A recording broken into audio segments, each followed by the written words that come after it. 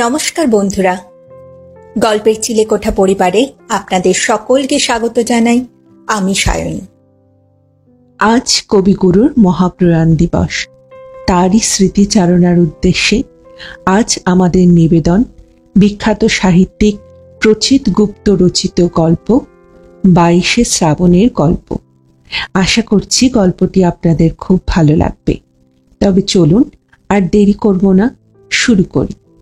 আজকের গল্প শ্রী প্রচিত গুপ্ত রচিত 22শে শ্রাবণের গল্প।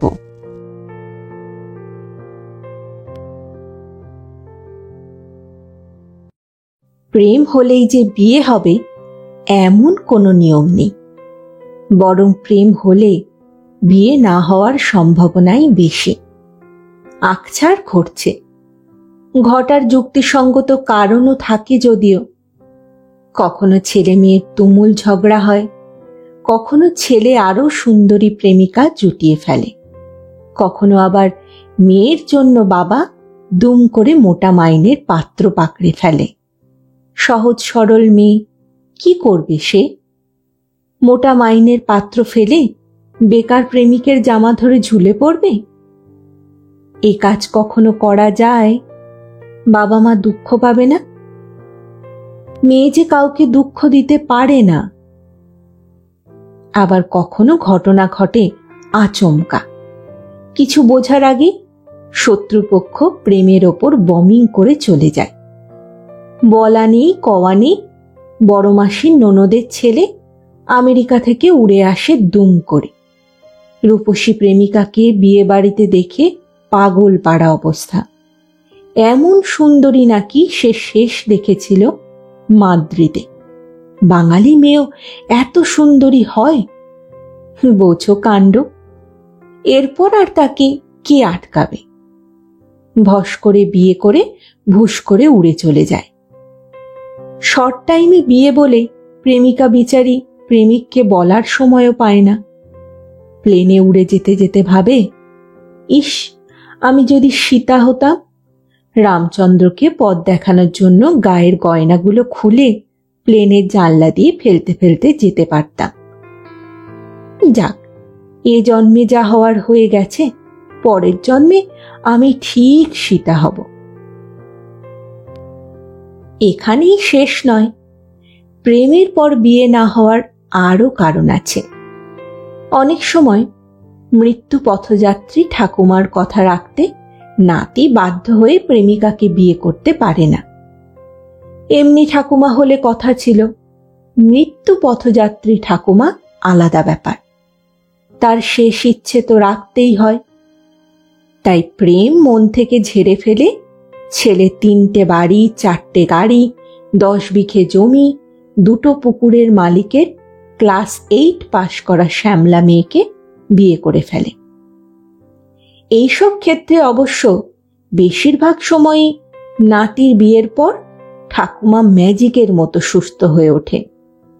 অন্তত ছেলে তো সেরকমই বলে। এই বছর শ্রাবণ মাসের অবস্থাটা একটু টাইট। মাস শেষ হতে চলল, কিন্তু বৃষ্টি বাদলার দেখা নেই, একেবারে খটখটা। তো এই সময়ে প্রেম ও বিয়ে নিয়ে এত বকবক করার কারণটা কি, সেটাই তো সবাই ভাবছেন। কারণ হচ্ছে আমার আর তুলির বিয়েও ভেঙে গেছে। সেটা বলার জন্যই এত বড় ভূমিকা। তবে আর 5 জন প্রেমিক প্রেমিকার বিয়ে ভাঙার সঙ্গে আমাদের বিয়ে ভাঙার কোনো মিল নেই। আমাদের বিয়ে কোনো সুন্দরী মেয়ে, আমেরিকা থেকে উড়ে আসা ননদের ছেলে, বাবার পাকড়াও করা মোটা মাইনের পাত্র, মৃত্যু পথযাত্রী ঠাকুমা, এদের কেউই ভাঙেননি। আমাদের বিয়ে যিনি ভেঙেছেন তার নাম শ্রী রবীন্দ্রনাথ ঠাকুর। হ্যাঁ, অরিজিনাল রবীন্দ্রনাথই। 25শে বৈশাখ যার জন্ম, মৃত্যু 22শে শ্রাবণ। তিনি এই কাজটি করেছেন আমার বাবা শ্রী ভূপতি হালদারের মাধ্যমে। বড় মানুষেরা মৃত্যুর পরও অন্যের মাধ্যমে নানান ধরনের কাজ করতে পারে। তবে ঘটনা কিন্তু এখানেই শেষ নয়।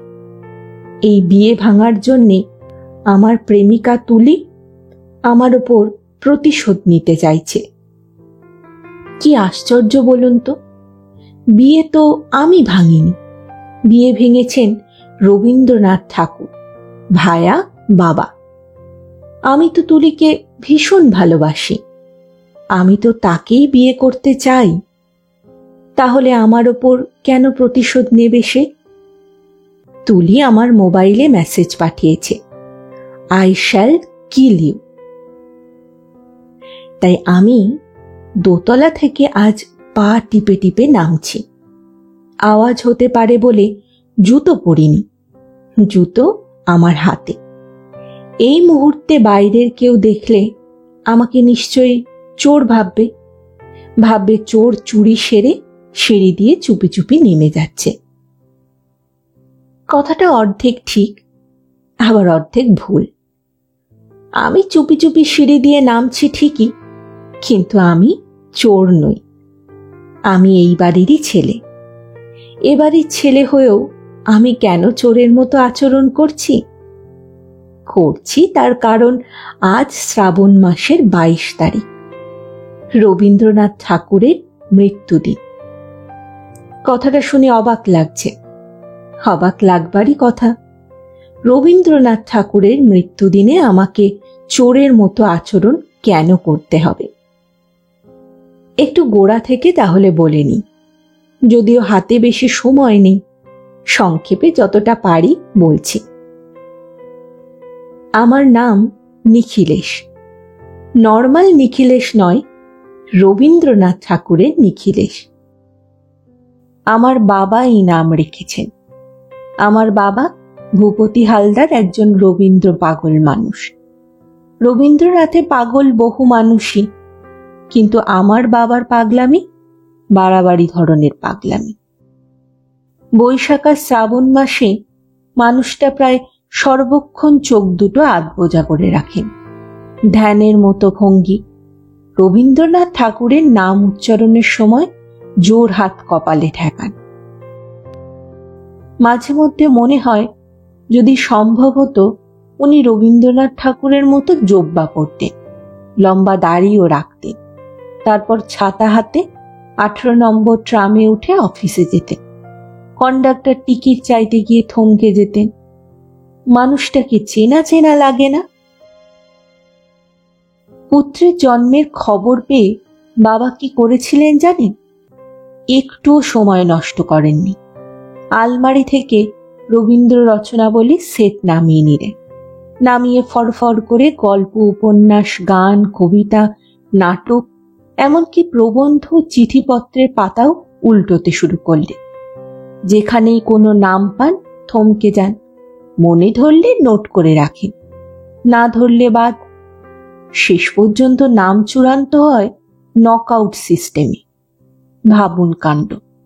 Quarter final, semifinal, final. Final লড়াই হয় ঘরে বাইরে নিখিলেশ আর নষ্টনীরের অমলের মধ্যে। একেবারে টাফ ফাইট।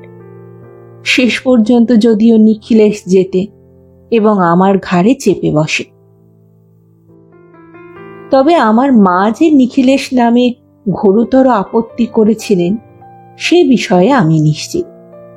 মা নিজেই সে কথা বলেছেন। শুনেছি রবীন্দ্রনাথ ঠাকুরের নিখিলেশ কথাটা বলার মধ্যে আমার বাবা এক ধরনের গর্ব প্রকাশ করেছিলেন। আমার মা কিন্তু তাতেও ভোলেননি, তারপরেও প্রতিবাদ করেছেন। বলেছেন, দেখবে ছেলেই একদিন নিজের নাম নিয়ে রাগ করবে, তার বন্ধুরা যখন হাসি ঠাট্টা করবে আমাদের এসে তখন কথা শোনাবে। মায়ের এই দুশ্চিন্তা অমূলক প্রমাণিত হয়েছিল। হওয়ারই কথা। বন্ধুরা আমার নাম নিয়ে কোনো রকম হাসি ঠাট্টাই করেনি। বন্ধুরা কখনো নাম নিয়ে ভাবেই না। তাদের কাছে কায়দা মার্কা নামও যা, ফেলাছেড়া নামও তাই। তারা যেমন তৃষ্ণিক, অরিঞ্জয়, ঋষভ, সায়নকে ভালোবাসে, তেমনি পচা, ঘণ্টা, ভটুকেও ভালোবাসে। বড় হবার পর আমার বেলাতেও তার অন্যথা হলো না। নিখিলেশ নামে কারোরই কিছু এসে গেল না, ভালোও বলল না, খারাপও না, কেউ মাথায় ঘামালো না। আসলে আমিও রবীন্দ্রনাথের কথা বেমালুম চেপে গেলুম। তবে অনেকেই নামটা ঝেড়ে ঝুড়ে নিজের মতো করে ছোট করে নিয়েছিল। কেউ ডাকতো নিখিল, কেউ ডাকতো খিল, কেউ ডাকে নীলে। এখন তুলি আদর করে ডাকি নি। আদরের মাত্রা বাড়লে নি সম্বোধনে মোবাইল চিঠিও পাঠায়। একটা চিঠি তো তার খুবই ফেভারিট, প্রায়ই মেসেজ করে। নি, অনেক ভেবেচিন্তে দেখলাম তোমার মতো একটা হ্যাবলা ক্যাবলা ছেলের সঙ্গে আমার পক্ষে সম্পর্ক রাখা ইম্পসিবল। সুতরাং এখনই দি এন্ড, তুমি মানে মানে কেটে পড়ো তো। তবে এসব অনেক পরের কথা। তুলির সঙ্গে আমার প্রেম হয়েছে কলেজ ছাড়ার পর। এই হলো আমার মোটামুটি ব্যাকগ্রাউন্ড। ও, একটা কথা বলতে তো ভুলেই গেলাম। আমার বোনের নাম কুমুদিনী, ডাক নাম কুমু। বলা বাহুল্য এই নামও আমার বাবা রবীন্দ্রনাথ ঠাকুরের কাছ থেকে সংগ্রহ করেছেন। সিঁড়ি দিয়ে নামতে নামতেই শুনতে পাচ্ছি নিচের ঘরে মা গাইছেন, যেতে দাও যেতে দাও গেল যারা, তুমি যেও না তুমি যেও না, আমার বাদলের গান হয়নি সারা, কুটিরে কুটিরে বন্ধ দ্বার, নিভৃত রজনী অন্ধকার। গানের মধ্যে অনেক ইনফরমেশন। গান বলছে এখন অন্ধকার রাত এবং বাইরে বৃষ্টি হচ্ছে। রাত কত তারও মোটামুটি একটা আন্দাজ পাওয়া যাচ্ছে। রাত বেশি, সেই কারণে সবাই বাড়ির দরজা বন্ধ করেছে। তবে বৃষ্টির তেজ কেমন সেটা পরিষ্কার নয়। জোরেও হতে পারে, আবার টিপ টিপ করেও হতে পারে। আরো কটা লাইন শুনলে হয়তো বোঝা যাবে। সব কথা প্রথম 2-3 লাইনের মধ্যে থাকবে এমন আশা করাটা ঠিক নয়। গান, কবিতা, গল্প, উপন্যাসে এই ধরনের ফ্যাচাং থাকে। অনেক সময়ই আসল কথা থাকে একেবারে শেষে। একরকম ভাবা হয় আর ঘটে অন্যরকম। সেদিক থেকে ভাবলে গানের শেষ জানার জন্য অপেক্ষা করা উচিত।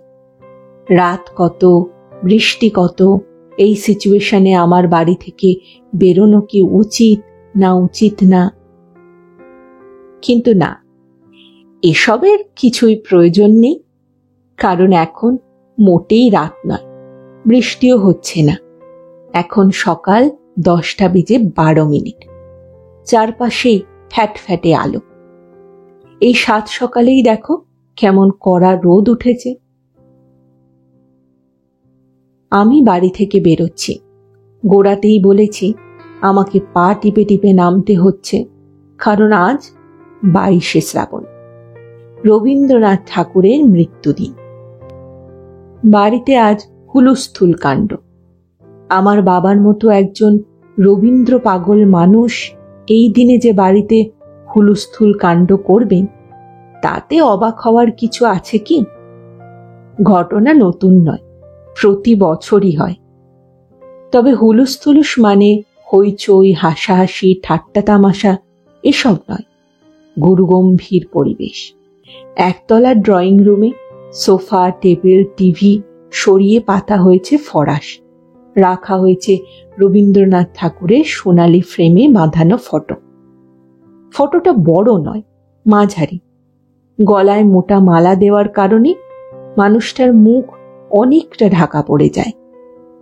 ইচ্ছে করলে ফটোটা বদলানো যায়, কিন্তু বাবা রাজি নন। একমাত্র ওই ফটোতেই নাকি তিনি রবীন্দ্রনাথের স্নিগ্ধ সৌম্য ভাব খুঁজে পেয়েছেন। ফটোর 2 পাশে ফুলদানিতে রজনীগন্ধা স্টিক। 25শে বৈশাখ এবং 22শে শ্রাবণে আমাদের এই পারিবারিক অনুষ্ঠানে যোগ দিতে সকাল থেকেই খেপে খেপে লোক আসে। পাড়ার বয়স্ক মানুষরা আসেন সকালের দিকটায়।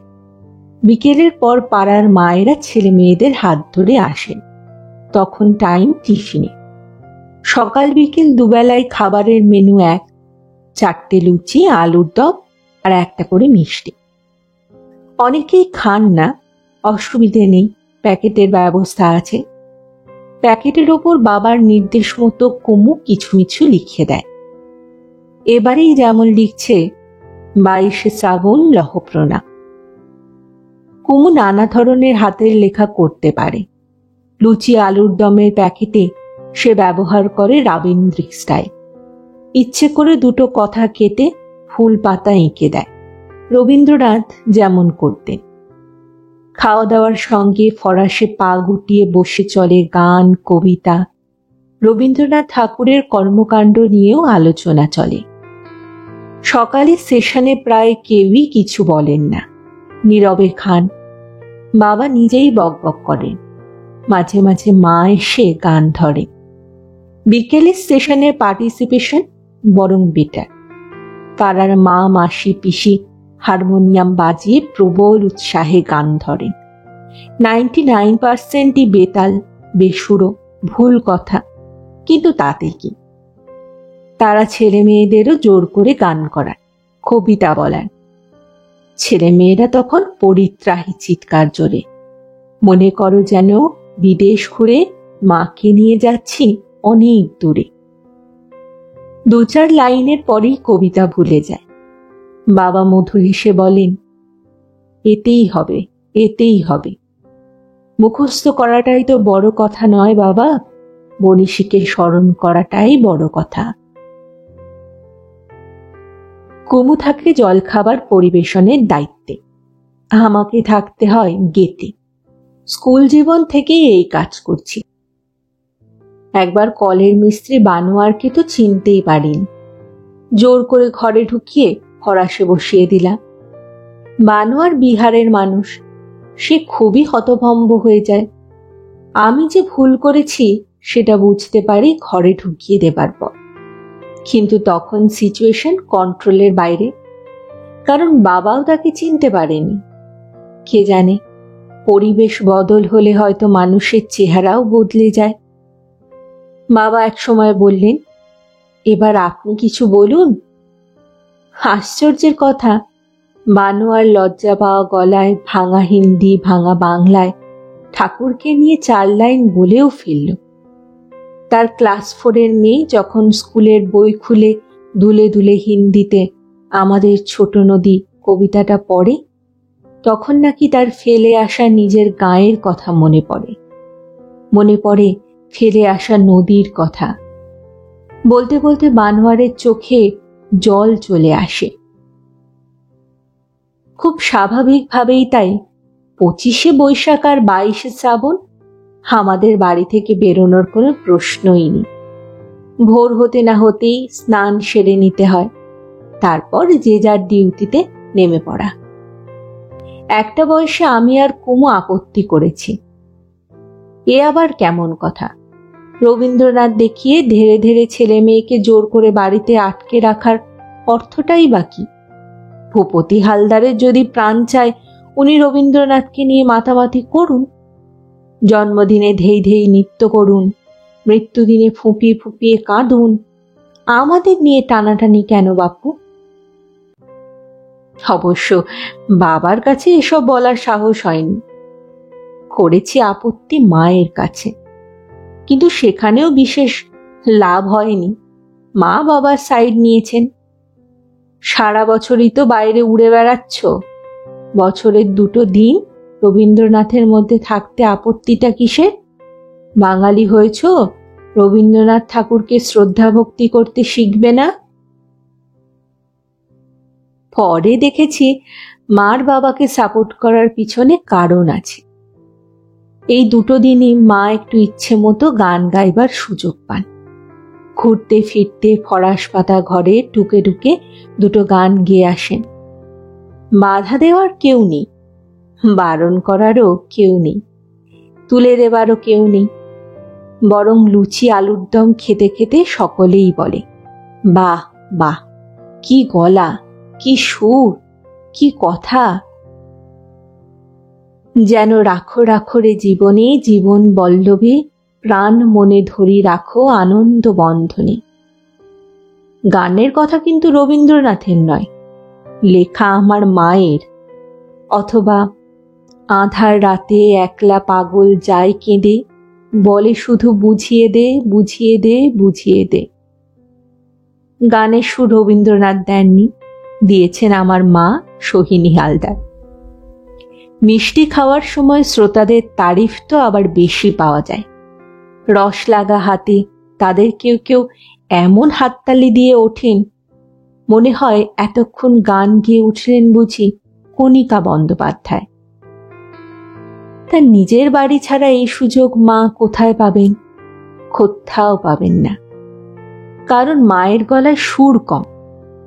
আমি দেখেছি লক্ষ্য করে, যাদের গলায় সুর কম তারাই গান গাইতে সব থেকে বেশি পছন্দ করে। তুলির সঙ্গে আগে কখনো এত সকালে আমি দেখা করিনি। আমাদের 5 বছরের প্রেম করেছি বিকেলে। সেই বিকেল কোনো কোনো দিন রাত পর্যন্ত গড়িয়েছে, তবে বেশি রাত নয়, কম রাত। শুনে কি মনে হচ্ছে আমি একজন স্কুল কলেজে পড়া ছোট ছেলে? না, আমি চাকরি করা একজন অ্যাডাল্ট যুবক। কিন্তু আমার বেশি রাত পর্যন্ত বাইরে থাকবার নিয়ম নেই। ভূপতি হালদার যতই রবীন্দ্রনাথের নাম শুনে চোখ বুজে ফেলুন, তিনি একজন কড়া প্রকৃতির মানুষ। আশা করি এতক্ষণে সেটা খানিকটা বোঝাও গেছে। মানুষ কড়া না নরম বোঝার জন্য নানা টেকনিক আছে। তার মধ্যে একটা হলো মর্নিং ওয়াক। জ্ঞান হবার পর থেকেই বাবাকে দেখছি ঘড়ি দেখে মর্নিং ওয়াক করতে। শীত, গ্রীষ্ম, বর্ষা কোনো ঋতুতে বাদ নেই।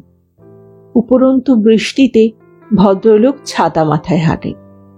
কনকনে শীতে দেখেছি গায়ে চাদর, মাথায় মাংকি ক্যাপ, গম্ভীর মুখে হেঁটে চলেছেন হনহনিয়ে। সে হাঁটার মধ্যে একটা দুর্গম গিরি কান্তার মরু দুস্তর পারাবার টাইপ ভঙ্গি। আমরা তখনই বুঝেছিলাম এই মানুষ কড়া। পরে বুঝলাম শুধু কড়া না, বেশ কড়া। বেশি কড়া হওয়ার কারণেই আমার বাবা মর্নিং ওয়াকের সময় মানুষকে চিনতে পারেন না, কথা বলেন না, এমনকি বাড়ির লোককেও না। একটা ঘটনা বলি। সেবার বড় মামা পাটনা থেকে আমাদের বাড়িতে বেড়াতে এলেন। কাকভোরে ট্রেন থেকে নামলেন হাওড়া স্টেশন। সেখান থেকে ট্যাক্সি নিয়ে সোজা বাড়ি। বাড়ি নয়, আমাদের গলির মোড়। বাবা তখন মর্নিং ওয়াকে বেরিয়েছেন।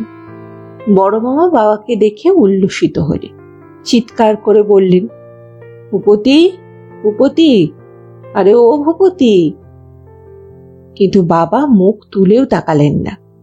অপমানিত বড় মামা ট্যাক্সি ঘুরিয়ে বালিগঞ্জে পিসির বাড়ি চলে যান। পরে বাবা গম্ভীরভাবে বললেন, আমার কিছু করবার ছিল না। এই বাবার কথা অমান্য করব কিভাবে? বাড়ি ফিরতে রাত হলে উনি আমাকে বলেন, নিজে রোজগার করলে উচ্ছৃঙ্খল জীবনযাপন করবার লাইসেন্স পাওয়া যায়, এই কথা তো কোথাও শুনিনি। আমি মাথা চুলকে বলি, অনেক সময় অফিসে দেরি হয়ে যায় বাবা। দেরি? সরকারি অফিসে আবার কিসের দেরি হে? করো তো কনিষ্ঠ করণিকের কাজ। আমি আমতা আমতা করে বলি, অনেক সময় আউটডোরে কাজ থাকে তো তাই। আউটডোর? তুমি কি ফিল্ম স্টার যে আউটডোরে গিয়ে শুটিং করবে? এরপর যেদিন আউটডোর থাকবে আমাকে খবর দেবে, আমিও যাব। এরপর আর রাত করে বাড়ি ফেরবার উপায় আছে? তুলি আজ আমাকে তার সল্টলেকের বাড়িতে যেতে বলেছে। ঠিক বাড়িতে নয়, বাড়ির বাইরে। ওদের বাড়ির বাইরে যে বড় লোহার গেটটা আছে তার সামনে আমাকে দাঁড়িয়ে থাকতে হবে। 3 দিন আগে সাউথ সিটি হলে জিলেটো আইসক্রিম খেতে খেতে সে যখন আমাকে এইসব কথাগুলো বলছে, তখন আমি রীতিমতো ঘাবড়ে যাই। এত সকালে তুলি আমাকে কেন ডাকছে? ওর বাবার রাগটা কি আরো বেড়ে গেছে? আমাকে কি মারধর করবেন? করতেই পারেন, কারণ ভদ্রলোক একসময় মিলিটারিতে ছিলেন, বড় অফিসার। মিলিটারি মানুষরা যেমন প্রাণ খুলে হাসতে পারে, তেমনি গোপ চুমড়ে রাগতেও জানে। ওদের হাসিও থামতে চায় না, রাগও চট করে কমতে চায় না। তার উপর ভদ্রলোকের শরীর স্বাস্থ্য ভালো, আমাকে মারতে মোটেও পরিশ্রম করতে হবে না। এখন মনে হচ্ছে কেন যে মরতে মিলিটারি কন্যার সঙ্গে প্রেম করতে গেলাম। আমি একটা নরম সরম ফিতু ক্যাবলা ভ্যাবলা ছেলে, এসব কি আমাকে মানায়? আচ্ছা, আমার কথা না হয় বাদই দিলা, তুলি বা মরতে মিলিটারির মেয়ে হতে গেল কেন? আচ্ছা, তুলির বাবা কি আরো কোনো কঠিন পরিকল্পনা করছেন, মারধরের থেকেও বেশি? ওর কাছে বন্দুক আছে, ছাদ থেকে গুলি করবেন না তো? সেই জন্যেই কি আমাকে বাড়ির বাইরে দাঁড়াতে বলছে তুলি? তুলি কি এরকম নিষ্ঠুর একটা কাজ করতে পারবে? আমাকে ডেকে নিয়ে গিয়ে বাবার হাতে বন্দুক তুলে দেবে? দিলে দেবে, পিতার অপমানের প্রতিশোধ নেওয়ার অধিকার কন্যার তো আছে। কি আর বলবো, আমার ঘাবড়ানোর আরো অবশ্য কারণ আছে। 22শে শ্রাবণে বাড়ি থেকে বেরোবো কি করে? বাবাকে কি বলবো? উফ, বাবাতে দেখছি একেবারে চিড়ে চ্যাপ্টা হয়ে যাচ্ছি। একদিকে নিজের বাবা, অন্যদিকে তুলির বাবা। 22 তারিখ কিভাবে বাড়ি থেকে বেরোবো এ কথা তুলিকে আমি শপিং মলে বলে বসিনি, কারণ বলাটা যাবে না। 22শে শ্রাবণ মানেই রবীন্দ্রনাথ। আমি নিশ্চিত রবীন্দ্রনাথ শুনলেই তুলি শপিং মলে বসেই ভয়ঙ্কর কাণ্ড করত। তার মাথায় আগুন জ্বলে উঠত, হাতে ধরা আইসক্রিমের কাপটা আমাকে লক্ষ্য করে ছুঁড়ে মারতেও পারত। প্রেমিককে প্রকাশ্যে আইসক্রিম ছুঁড়ে মারাটা যদিও উচিত নয়, কিন্তু তুলির ক্ষেত্রে উচিত হতো। কিছুদিন আগে তাদের সঙ্গে আমার বাবা যে কাণ্ডটা করেছেন, তাতে আইসক্রিম কেন, তুলি পাথর ছুঁড়ে মারলেও আমি অবাক হব না। অন্তত তার বাবার বন্দুকের গুলির থেকে তো সেটা ভালো। হাসপাতালে গিয়ে চিকিৎসার একটা চান্স থাকবে, গুলি টুলি হলে তো সে সুযোগও থাকবে না।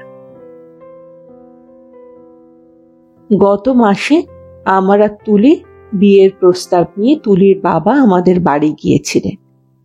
আমি খুবই নার্ভাস ছিলাম। ভূপতি হালদার বিষয়টি কিভাবে নেবেন বুঝতে পারছিলাম না। আবার অন্য কোনো যে উপায় ছিল তাও তো নয়। বিয়ের আগে বলা বলির একটা ফর্মাল ব্যাপার তো আছে। আমি আগেই তুলির মিলিটারি বাবার কাছে গিয়ে ঢোক গিলে মাথা চুলকে ঘেমে বিষম খেয়ে কথাটা পেরেছিলাম।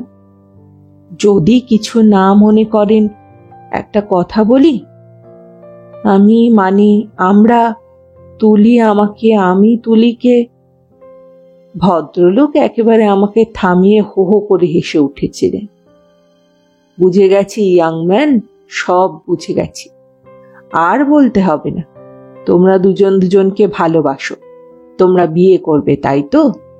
এ তো দারুণ সুখবর। তুমি আমাকে বললে, এবার আমি তোমার বাবা মায়ের কাছে যাব। তাদের কাছে গিয়ে বলবো, অনুগ্রহ করে আপনারা কি আমার কন্যাকে পুত্রবধূ হিসাবে গ্রহণ করবেন? যদি করেন, আই উইল বি গ্রেটফুল। সেই গ্রেটফুল হতেই যাওয়া। তুলির মা মারা গেছেন ছোট বয়সে। তুলির বাবা একাই এসেছিলেন তাই আমাদের বাড়ি। আমাদের একতলার ঘরে ফরাসের ওপর বসে আছে তুলি। তাকে কি বাড়ির নতুন বউয়ের মতো দেখাচ্ছে বুঝতে পারছি না। বাড়িতে ঢুকে তুলি মাথায় ঘোমটা দিয়ে ভক্তি ভরে ভূপতি হালদারকে প্রণাম করেছে। তারপর কঠিন গলায় বলেছে, বাবা, আমি আপনার রবীন্দ্রনাথের হাইট জানি না, জব্বার টেলরের নামও জানি না, গানের তাল জানি না, কিন্তু আমার রবীন্দ্রনাথের গান জানি। আমি একখানা গান গাইব। তুলি খালি গলায় গান গাইছে। এই শ্রাবণ বেলা বাদল ছড়া চুথিভনের গন্ধে ভরা। তুলি এত সুন্দর গাইতে পারে। কই, আমি তো জানতাম না। ভাগ্যিস আজ 22শে শ্রাবণ, নয়তো এমন ঘটনা সত্যিই দেখতে পেতাম না।